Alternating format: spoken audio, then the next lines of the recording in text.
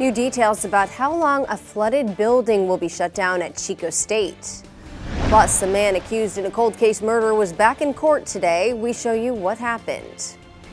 And we'll tell you why Chico's Cat Cafe is moving locations. That's all next on this Thursday, August 28th on Action News Now at noon. Covering Northern California. You're watching Action News Now. Coverage you can count on. Roger Schmidt, the man accused in a 1984 Shasta County murder, was back in court this morning. At his predisposition, Judge Catherine Barton scheduled a setting for his preliminary hearing on September 29th at 8:30 a.m. Schmidt is suspected of killing 18-year-old at the time Terry Arndt in Boerne. That was back on December 14th in 1984. We told you when he was arrested in Tucson, Arizona late last month and was extradited back to Shasta County shortly after. Schmidt faces a charge of murder with multiple enhancements, including for allegedly sexually assaulting an 18-year-old woman. He's being held in the Shasta County Jail on no bail. New at noon, we have a mugshot of a man arrested by Shasta County deputies after a chase near Anderson. Take a look. The sheriff's office reported Derek Horn had multiple warrants. Yesterday, officers said they spotted him driving near Dersh Road. They say he sped off, later crashing into a ditch along Millville Plain Road. A passenger in the car was not hurt. Horn was taken to the hospital, though, for an evaluation, and he now faces additional charges, including evading and kidnapping. Corning police arrested a teenager for having a stolen gun in public. They say this is what they found during a traffic stop. Take a look at that. They say 19-year-old Daniel Hernandez Venegas had that weapon near him in the back seat. Venegas already had a felony arrest warrant. He faces several charges, including carrying a concealed gun in a vehicle, having a stolen gun, and child endangerment. We have new information about the Langdon Engineering Center at Chico State. The university announced it will be closed at least through September 1st. Now, we showed you yesterday the building was closed due to water damage just 3 days into the fall semester. Langdon was hit with significant water intrusion when an unexpected rainstorm, it surprised all of us, and it hit that area on Tuesday night. Crews were working to repair the roof, and they weren't ready for the storm. And a live look at Lake Oroville. No storm clouds overhead now, but Court, we were kind of surprised when that massive amount of disturbance kind of moved through the area. I know you were talking about something moving through, but I was stunned. Yeah, the wave that passed through in the evening was, for the most part, projected. Now, it wasn't expected to last as long as it did or end up as substantial as it did. What was a little more surprising to me was the round of thunderstorms we had earlier in the day, Tuesday, that made their way from the foothills down through portions of southern Butte and Glenn counties. That one was not projected by any model data, so just kind of goes to show that this time of year when we have these wet systems coming through, they can be a bit unpredictable. And boy, they can pack a big punch if there's enough moisture being drawn in. And that's what we ended up with on Tuesday. That is not what we're seeing today. Here's the look to the west across Tehama County, just blue skies above, satellite and radar, showing you just clear conditions overhead today. And we'll have more sunshine on tap into the afternoon. Right now, 84 degrees for Chico, humidity down to 28% already. Redding already 87 degrees right now with humidity at 26%. So humidity values are dropping pretty quickly. The good news is winds not very strong today, but it will end up dry with humidity down to as low as 15%. Southeast wind around 10 miles an hour and high temperatures mostly in the mid to upper 90s this afternoon. So when you combine all of these conditions and you also add in the fact that our fuels are fairly dry this late in the season, we have moderate to high fire danger for your afternoon today. Coming up in a few minutes, Haley, I'll be breaking down how warm we'll end up in your backyard this afternoon and how much hotter we're getting as we head into your holiday weekend. Thanks, Court.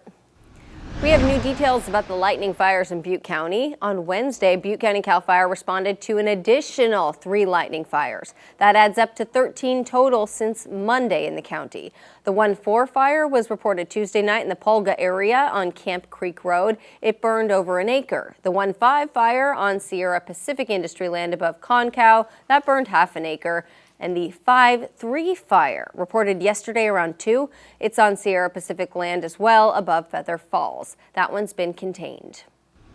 New details. Firefighters confirm there have been 29 lightning fires across the Plumas National Forest since Saturday night.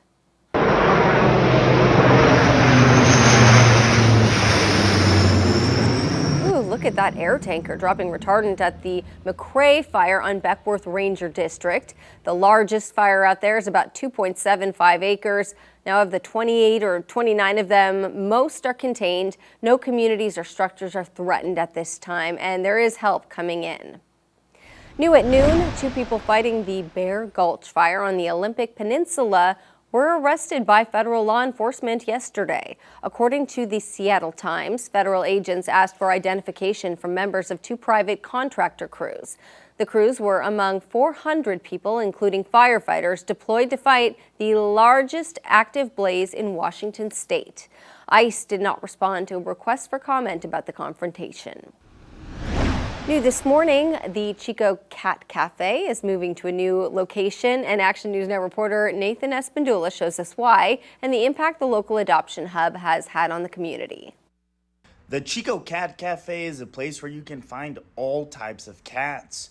Big cats, little cats, shy cats, playful cats, and even this one who wants to be a news reporter. This passion project started with a simple goal. You know, it's pretty amazing because we started this to see how many cats we could rescue. We started this to support the local nonprofit rescues that are actually wonderful in the Chico area as a sort of adoption center for them. And to see it take off and save hundreds and hundreds of cats is really endearing. The Chico Cat Cafe has been operating off of the Esplanade for almost 3 years now. In that time, they have rescued and found homes for over 300 cats. With their 3-year anniversary coming up at the end of next month, the Cat Cafe is ready for a new home. This has been a passion project for us. It was originally just an experiment to see how it would all work out with rescues, and we've grown beyond our location now, and we have been looking to find a way to serve more cats and more rescues in our community. The new location has not been decided upon yet, but owners tell me it will be close to downtown. They say the new space will be much more than just an adoption hub. We're really hoping to be able to increase our mission even more. So we're going to be working towards being a community resource hub for local rescues and as an adoption center. And we'll be having workshops and classes. All cats at the Cat Cafe are spayed, neutered, vaccinated, and microchipped, as well as litter box trained and people friendly. Cats here cost on average $150 to $175 to adopt. The last day the Cat Cafe will be open to the public at their current location will be on Sunday, September 21st.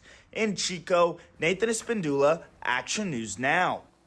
I'd be surprised if Nathan didn't adopt that guy. How could you resist? The Cat Cafe currently has visiting hours from Wednesday through Friday, 10 to 7, as well as Saturdays, 10 to 8, and Sundays, 11 to 6. Corning police arrested a man for driving a stolen car. They pulled over 34-year-old Alfonso Johnson this week on Columbia Avenue at South Avenue. The car had no front plate. They say that Johnson's from Washington State and the car was stolen out of Oregon. Johnson was booked into the Tehama County Jail. Corning police arrested a man for carrying a concealed knife while riding his bike. This week, an officer stopped Joseph Uri as he rode his bike at Corning Road and Barham Avenue. Police say they recognized Uri, who had several outstanding warrants. They say he had a concealed knife, fentanyl, and meth on him. He faces another charge because he has 2 prior convictions. New at noon, the Trump administration has asked a military base outside of Chicago for support on immigration operations. A base spokesperson says the Department of Homeland Security asked Naval Station Great Lakes for limited support in the form of facilities, infrastructure, and other logistical needs to support DHS operations. But the base hasn't received an official request to support a National Guard deployment, and the mayor and governor of Illinois are threatening to sue. Still to come, how you can weigh in on plans for a new park and in Chico, and we'll tell you about a fundraiser to support students.